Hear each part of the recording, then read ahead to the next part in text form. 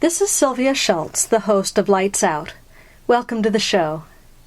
I wanted to thank everyone who gave me such a warm welcome last time, and a great big thank you goes to Larry Santoro, the host of Tales to Terrify, for inviting me to do the show. Some of you even wrote in to me to tell me that I'd done well on the first episode.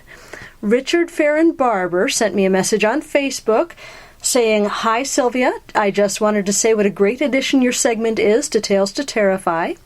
I listened to it in the car on the way to work in a state of near permanent terror. I can't wait for the next episode." Well, thank you so very much, Richard. I really am glad that you enjoyed the show. I hope everyone else is enjoying it as much as Richard is. I'm going to be bringing you thrills and chills and a few laughs now and then for a long time to come. I love hearing from all of you out there in Electron Land, so if you like what you're hearing, please feel free to drop me a line. Either friend me on Facebook, or there is a Facebook page set up for one of my books, Fractured Spirits, Hauntings at the Peoria State Hospital, and you can always like that page and send me a message through the page. I'd love to hear your comments, but now it's time to go lights out. Tuberculosis is a virulent disease that still, even now, kills millions of people per year worldwide. In 1939, a doctor at the Peoria State Hospital, Dr. Maxim Pollak, did a study on tuberculosis at the asylum.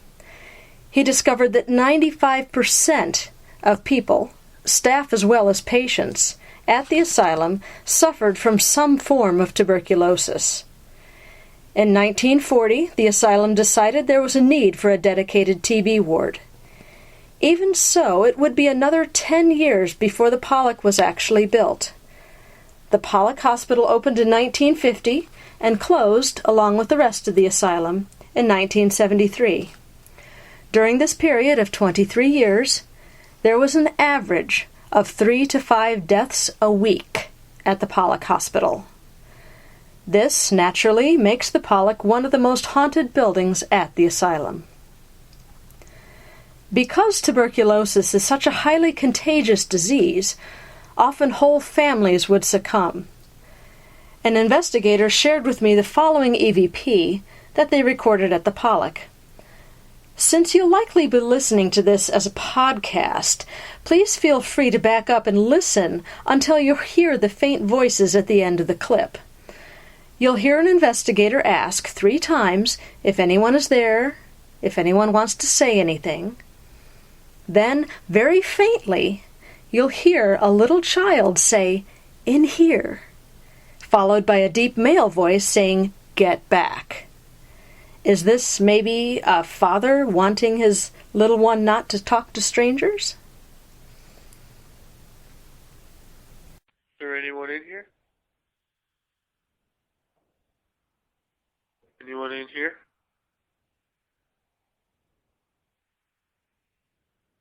You want to say something?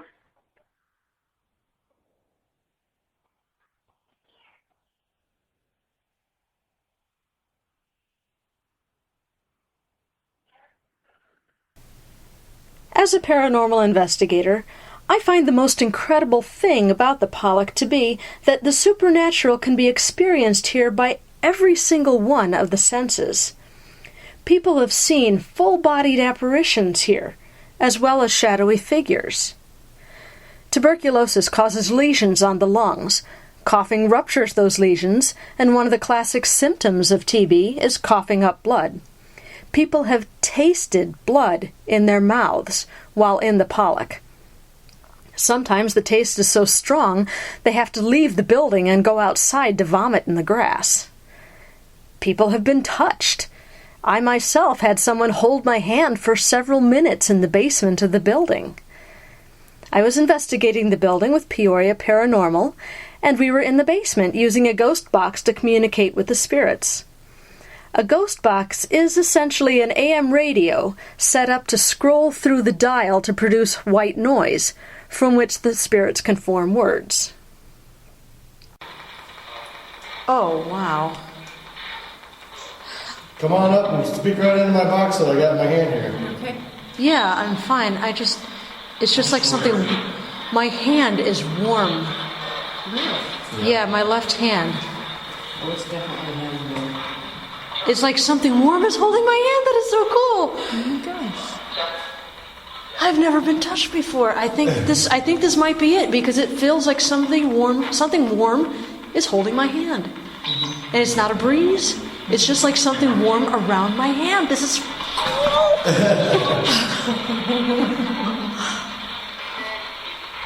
This is totally awesome. Can you tell me your name, please?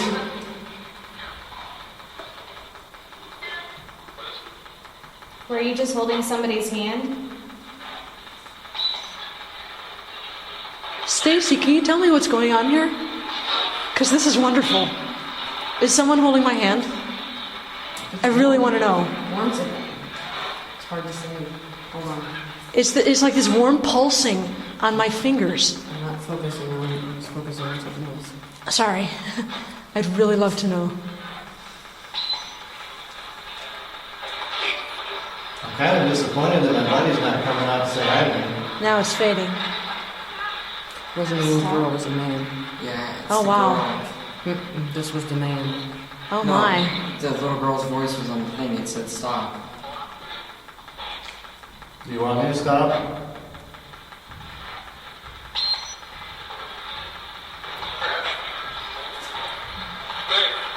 He said friend. Now it's back. It's fainter than it was. I'm moving away from him. Do you know what my name is?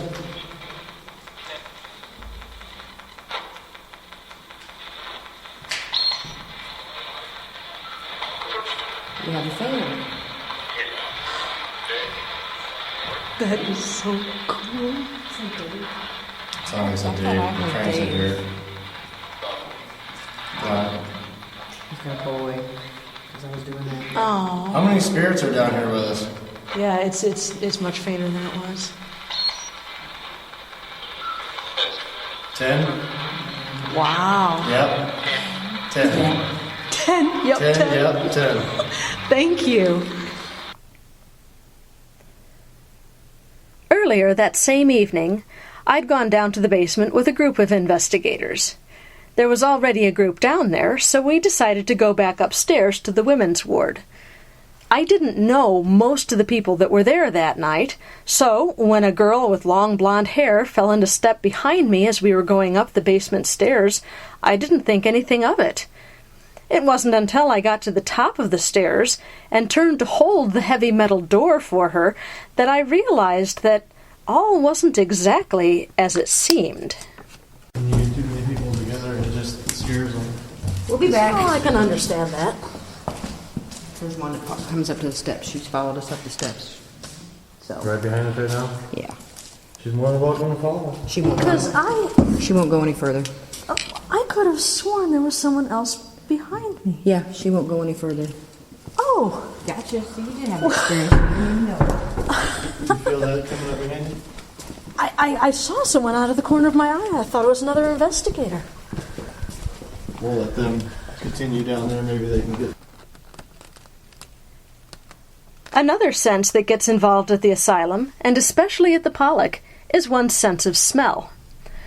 I talked to an investigator with Illinois Ghost Seeker Society named Danielle, who told me that she and her team were sitting in the men's death ward at the Pollak when they all started smelling something very odd and out of place. It smelled like Christmas, was how she explained it to me. It was a curious mixture of cinnamon and a whole lot of pine. The Peoria State Hospital was well known for its use of alternative cures. In herbal medicine, white pine is just about the best chest decongestant there is. Balsam was also used to loosen phlegm. The investigators could very well have been smelling some bygone chest liniment.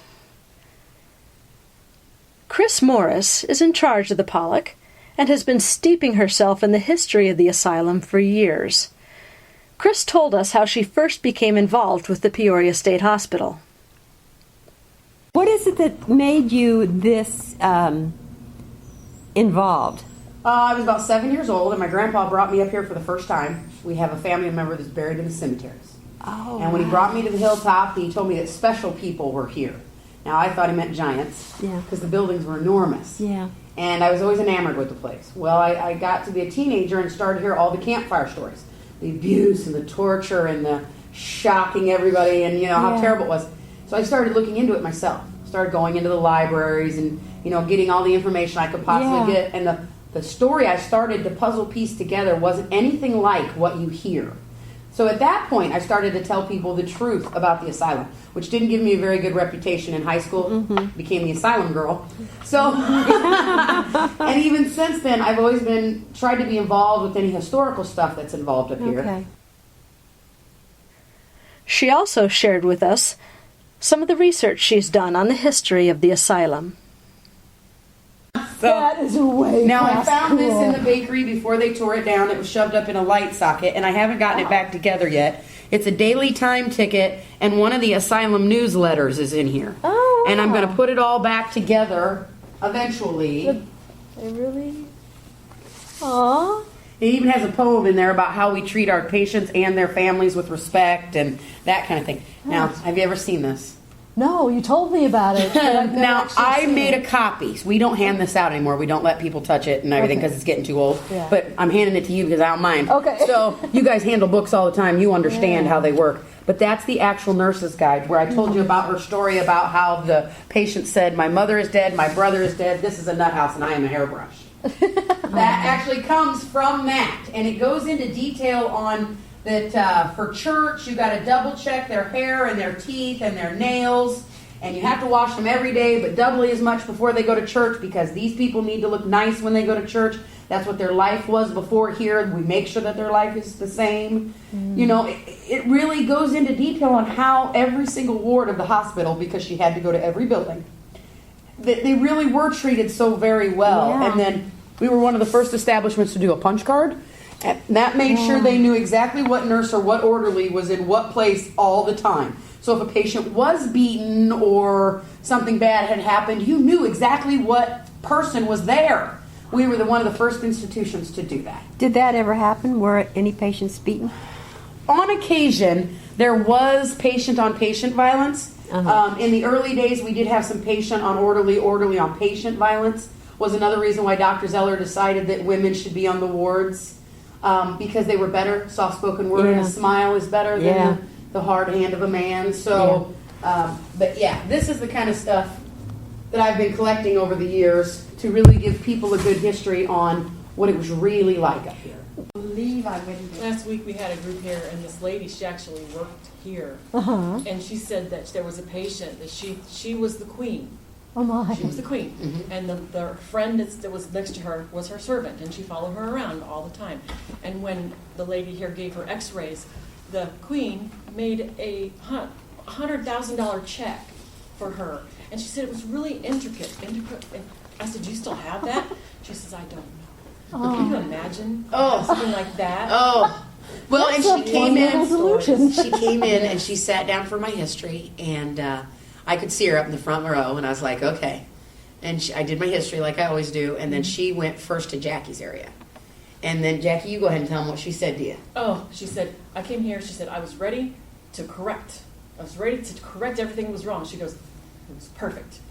Everything that Chris said was right on. I said, here you go. And she had such a good time. She had such a wonderful Now, this is somebody who worked here from 1953 Okay. till 1969, she said. So right before we closed.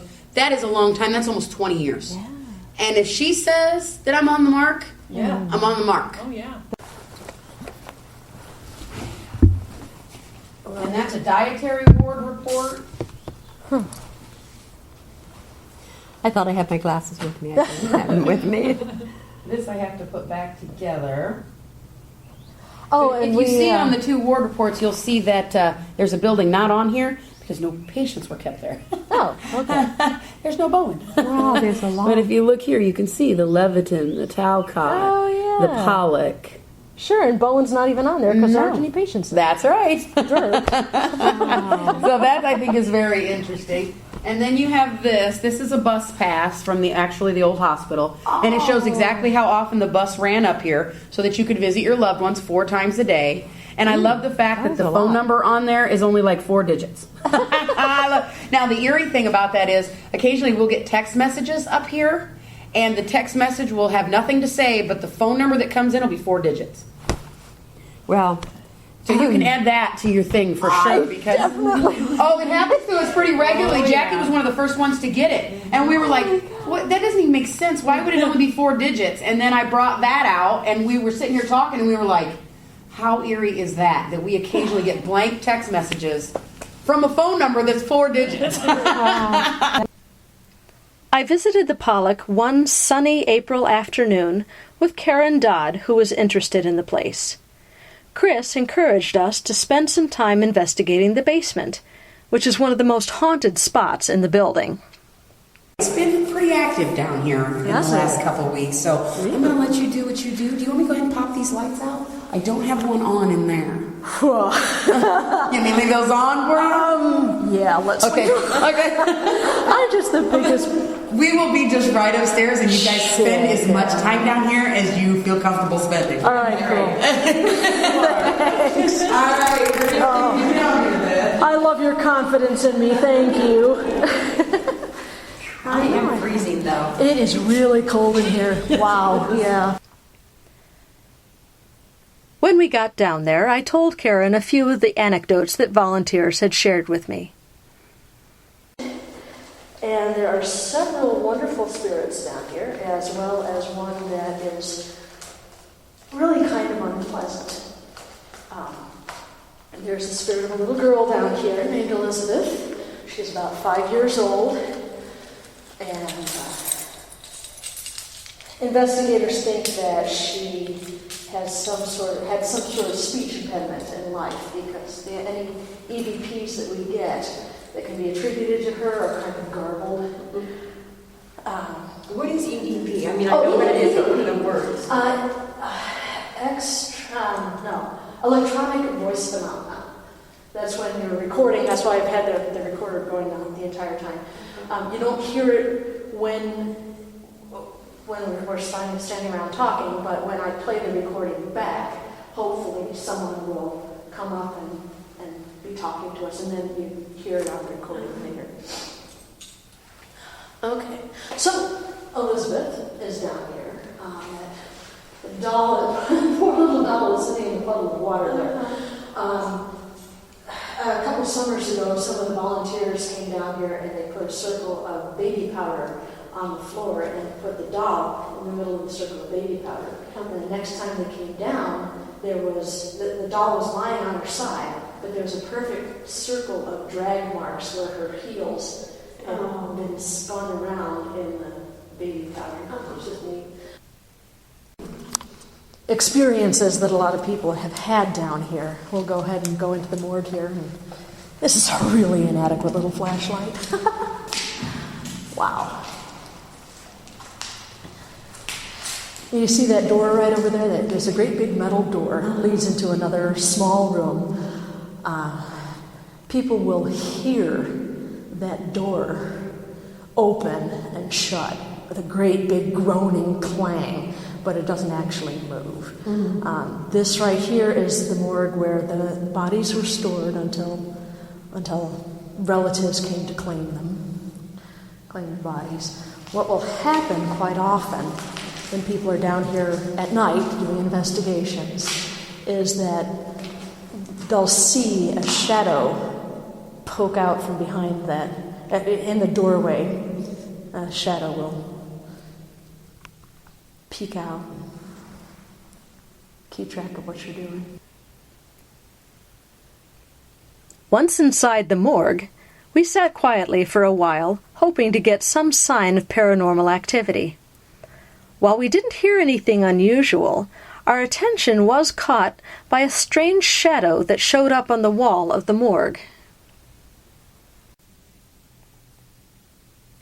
Watch the shadow and see if you think it changes form.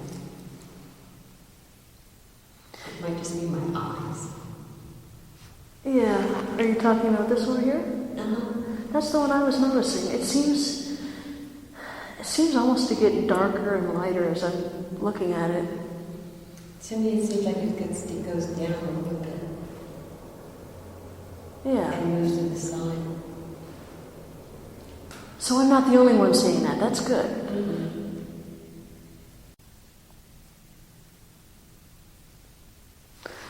So it seems to me, see if you're noticing the same thing. Here's the head, here's the torso, and here's the arm. It seems like the arm is fading in and out. And it seems it moves over to the left, it expands. Yeah, the dark spot is getting bigger, and I'm so glad I'm not the only one seeing that. Now it's a little lighter.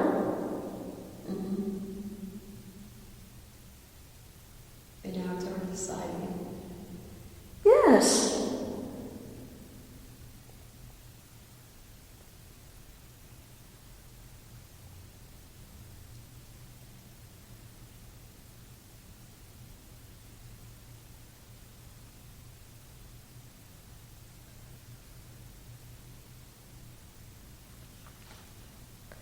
What I'm looking at is I'm sitting about in the middle of the morgue, which is dark, and there is the door between the rest of the basement and the morgue is open, and the light is on in the other part. So there is light coming in through the door, and anyone standing in that doorway would cast a shadow right where I'm looking, right here. Yeah, see? Karen just got up and moved.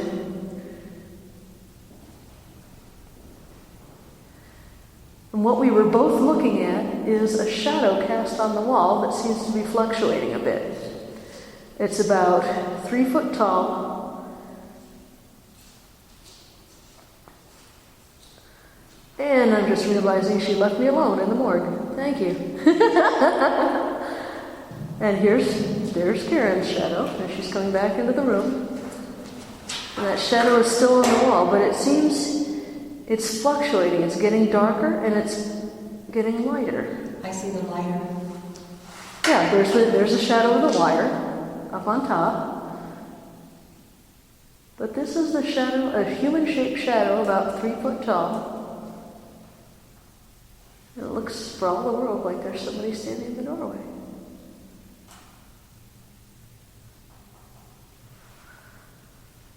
Huh. Interesting. Well, whoever you are, thank you. This wasn't the first time I'd seen shadows at play in the morgue. In December 2011, I was in the morgue late at night with a group of ghost hunters, and Elizabeth came out to play with us. Sam Kalir, the son of the building's owner, was the one the shadow concentrated on the most. Did you see his jacket just move? I did see that. I was wondering, because I didn't see his hand move, but I saw the shadow of the jacket. The shadow on the jacket moved. Just like that. Uh-huh.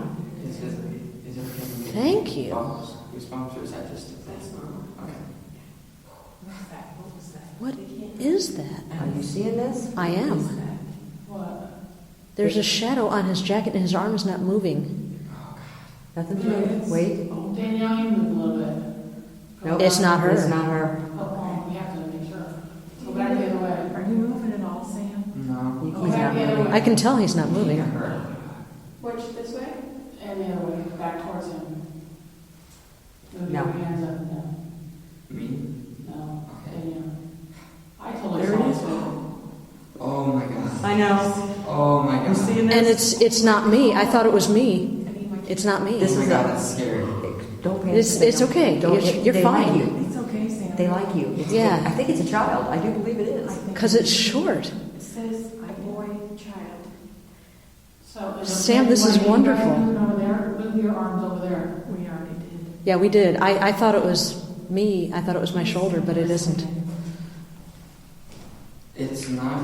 She walked right into it. Yeah, you walked right through it. It's gone. Oh, we're sorry. Please come back. Oh, I was just trying to feel the coldness. It's okay. You can come back. You're fine. We'd love to see you again. Wait, did you move? No. I'm sorry if I scared you. I'm hoping this camera catches it. Oh. We see you. Thank you for coming to play with us.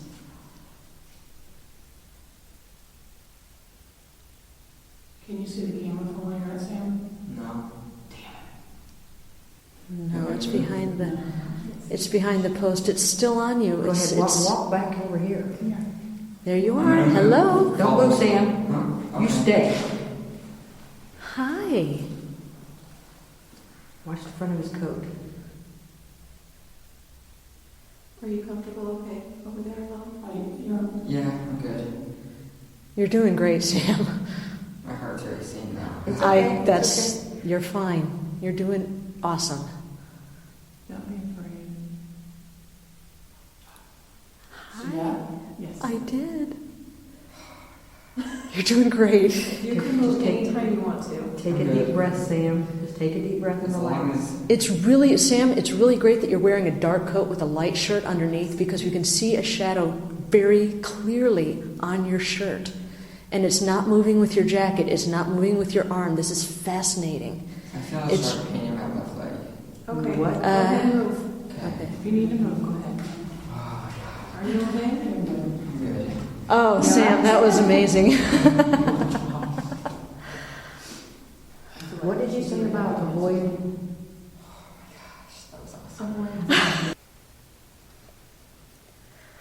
One of my favorite pieces of equipment to play with is a ghost box. You heard an example of this earlier when we spoke with Christopher in the basement. My first experience with a ghost box was in the women's ward of the Pollak. Derek, an investigator with Peoria Paranormal, introduced me to this interesting piece of equipment. I was fascinated by the theory that spirits could use the white noise of the AM dial to form words. I said as much, and someone near us chose that moment to spit out the word bitch. I heard a very bad word. I heard the B word. Yep. TCA? Yes. Yeah. They like to cuss sometimes. So you know. They like to say some not so nice words. This is AM radio that it's scanning, so there's no reason that you should hear the F word, the B word, any bad word. Right. We've heard a lot of F bombs and a lot of. Oh, now I compliment you on saying how smart you are to use this, and you call me a bitch?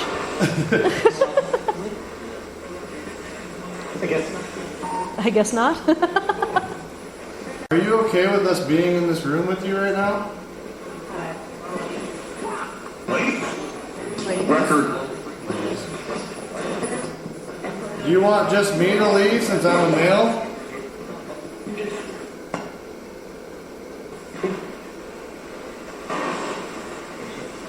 Do I not belong in here? Leave. Okay, I just got chills. All right. I'm just saying. Go. You don't really want me to leave, do you? I was worried.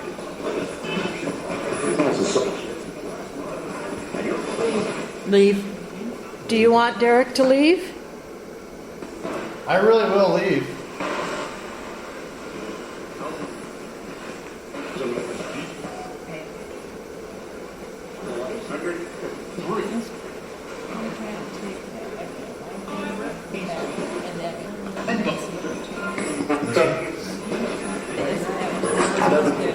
Oh, I heard something there. Yeah. What was it? I'm not going to leave. I'm going to walk around and wait for you guys. Leave. Oh my God. I'm not leaving. That was two different women. Yep.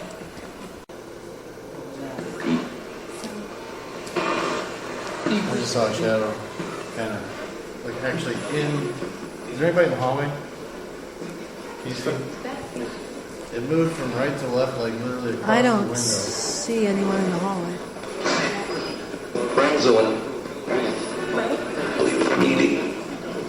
Leave immediately. That was a man's voice. That was a man's. Yep. Do you want us to go? Yeah. Yes.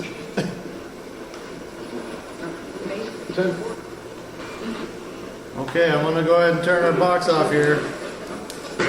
Can we come back later? I heard a yeah.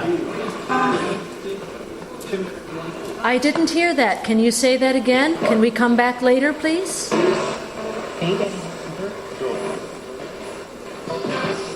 Yes. The Pollak Hospital is owned by the Limestone High School Junior Football League, who've put on a haunted house in the building every October. The teens volunteer to build the sets and help staff the haunt. The energy that builds up during those chilly weeks in the fall can be truly amazing. Chris Morris tells the story of some teens who were working their post in the men's death ward. The entrances and exits to the haunt are carefully controlled to maximize the actors' control as they guide guests through the haunt. The men's death ward door, which had been solidly locked, slammed itself open as the teenage actors watched. The energy at the Pollak Hospital can be intense at times, but most often it's playful. Judy Sullivan was visiting the Pollak Hospital with her mother, Dorothy, who is sensitive to spirits, and a friend, Larry. Larry was taping as they walked along and said, "Man, there are bunches of kids around here." Dorothy, who could see the spirits, reassured them that yes, we're surrounded by children right now. And Larry was doing some recording, and he looked up, and excitement was in his eyes, and he yelled, "Judy, you have to come over here and listen to this." And he held up the recorder. On the recording, Larry was walking around and muttered to himself, "Did I just hear a tap, tap, tap on the window?" And just then, on the recorder, a child's voice piped up, "Yup, you sure did." The Pollak is a favorite destination for paranormal investigators because of the incredible activity that goes on there. Watched over by the team of volunteers, the Pollak should provide history and chills for many years to come. It's got it all, hauntings and history. Again, I'm asked a lot on tour, why do we feel that we're one of the most haunted places in the United States if they were treated so well? Yeah, that crossed my mind. One of the best things I've ever heard. Now, I always give my speech the same way. Why are most houses haunted? Because the people that lived there loved their homes and felt safe there and simply don't want to go anywhere. We feel the same way about our institution. If you had been mistreated in an almshouse or just set aside in your family as being different, there's a good chance when you arrived here, this was the best place they had ever been. They felt They accepted. don't want to go anywhere else. They're afraid in some cases. Why should I go through the light? I'm accepted here. I'm happy here. Just let me stay. Well, one day I was doing a tour through the cemetery, and a gentleman asked me that same question, and he said, "Why do you think they stay?" And before I could go into my speech, there's an EVP of a little boy saying, "It's so nice." I think that sums it up. I hope you've enjoyed this look at the Pollak Hospital, the tuberculosis ward of the Peoria State Hospital. For many, many more stories about the Pollak, I invite you to read Fractured Spirits, Hauntings at the Peoria State Hospital. Please join me next time when I'll be chatting with Jim Heater, host of Paranormal Geeks Radio, about his experiences at several haunted sites in Havana, Illinois. I hope you can join me then. Until then, we're gonna go. Lights out.